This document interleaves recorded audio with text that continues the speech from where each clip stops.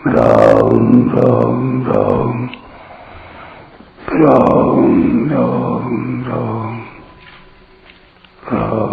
राम राम नारायण नारायण।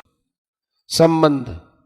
पूर्व श्लोक में भगवान ने बताया कि ज्ञान के द्वारा संशय का नाश होता है और समता के द्वारा कर्म से संबंध विच्छेद होता है।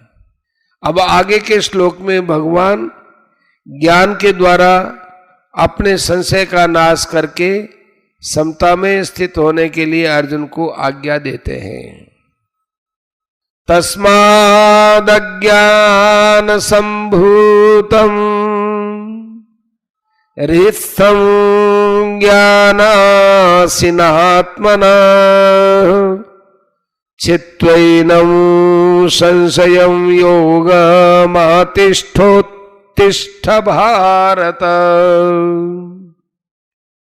इसलिए हे भरतवंशी अर्जुन, हृदय में स्थित इस अज्ञान से उत्पन्न अपने संशय का ज्ञान रूप तलवार से छेदन करके योग माने समता में स्थित हो जा और युद्ध के लिए खड़ा हो जा। व्याख्या। तस्माद् अज्ञान संभूतम हृत्स्थं ज्ञानासिनात्मनः चित्वैनं संशयम्। पूर्व श्लोक में भगवान ने यह सिद्धांत बताया कि जिसने समता के द्वारा समस्त कर्मों से संबंध विच्छेद कर लिया है और ज्ञान के द्वारा समस्त संशयों को नष्ट कर दिया है, उस आत्मपरायण कर्मयोगी को कर्म नहीं बांधते, अर्थात वह जन्म मरण से मुक्त हो जाता है। अब भगवान तस्मात् पद से अर्जुन को भी वैसा ही जानकर कर्तव्य कर्म करने की प्रेरणा करते हैं। अर्जुन के हृदय में संशय था, युद्ध रूप घोर कर्म में मेरा कल्याण कैसे होगा और कल्याण के लिए मैं कर्म योग का अनुष्ठान करूं अथवा ज्ञान योग का। इस श्लोक में भगवान इस संशय को दूर करने की प्रेरणा करते हैं, क्योंकि संशय के रहते हुए कर्तव्य का पालन ठीक तरह से नहीं हो सकता। ज्ञान संभूतम, इस पद का भाव यह है कि सब संशय अज्ञान से अर्थात कर्मों के और योग के तत्व को ठीक ठीक न समझने से ही उत्पन्न होते हैं।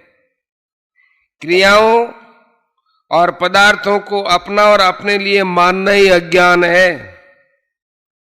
यह अज्ञान जब तक रहता है तब तक अंतःकरण में संशय रहते हैं, क्योंकि क्रियाएं और पदार्थ विनाशी हैं और स्वरूप अविनाशी है। तीसरे अध्याय में कर्मयोग का आचरण करने की और इस चौथे अध्याय में कर्मयोग को तत्व से जानने की बात विशेष रूप से आई है।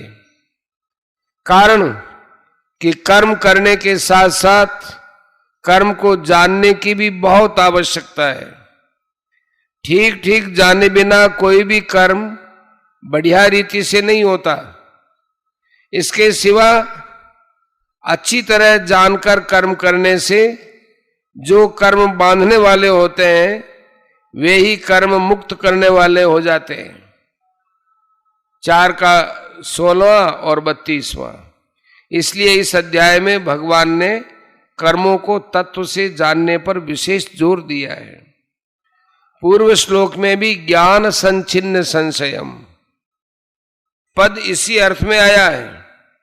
जो मनुष्य कर्म करने की विद्या को जान लेता है उसके समस्त संशयों का नाश हो जाता है। कर्म करने की विद्या है, अपने लिए कुछ करना ही नहीं है।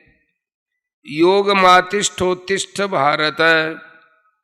अर्जुन अपने धनुष बाण का त्याग करके रथ के मध्य भाग में बैठ गए थे। पहले अध्याय का 47वां श्लोक।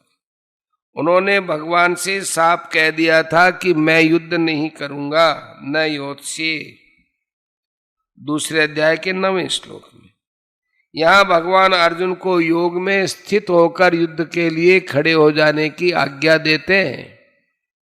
यही बात भगवान ने दूसरे अध्याय के 48वें श्लोक में योगस्थ कुरु कर्माणि, योग में स्थित होकर कर्तव्य कर्म कर पदों से भी कही थी। योग का अर्थ समता समत्वम योग उच्यते, 2 का 48। अर्जुन युद्ध को पाप समझते थे, 1 का 36 और 45। इसलिए भगवान अर्जुन को समता में स्थित होकर युद्ध करने की आज्ञा देते हैं, क्योंकि समता में स्थित होने पर युद्ध करने से पाप नहीं लगता, 2 का 38वां। इसलिए समता में स्थित होकर कर्तव्य कर्म करना ही कर्म बंधन से छूटने का उपाय है। संसार में रात दिन अनेक कर्म होते रहते हैं, पर उन कर्मों में राग द्वेष न होने से हम संसार के उन कर्मों से बंधते नहीं, प्रत्युत निर्लिप्त रहते हैं। जिन कर्मों में हमारा राग या द्वेष हो जाता है, उन्हीं कर्मों से हम बंधते हैं। कारण कि राग या द्वेष से कर्मों के साथ अपना संबंध जुड़ जाता है। जब राग द्वेष नहीं रहते अर्थात समता आ जाती है, तब कर्मों के साथ अपना संबंध नहीं जुड़ता, अतः मनुष्य कर्म बंधन से मुक्त हो जाता है। अपने स्वरूप को देखें तो उसमें समता स्वतः सिद्ध है।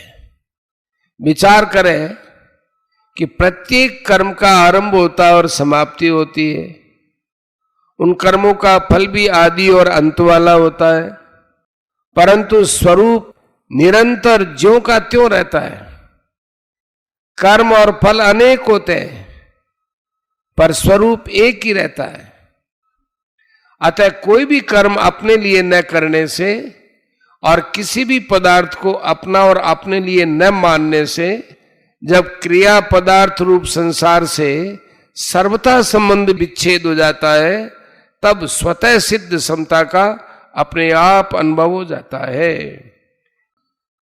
ओम तत्सदिति श्रीमद्भगवद्गीतासु उपनिषत्सु ब्रह्म विद्यायां योग शास्त्रे श्री कृष्णार्जुन संवादे ज्ञान कर्म संन्यास योगो नाम चतुर्थोऽध्याय।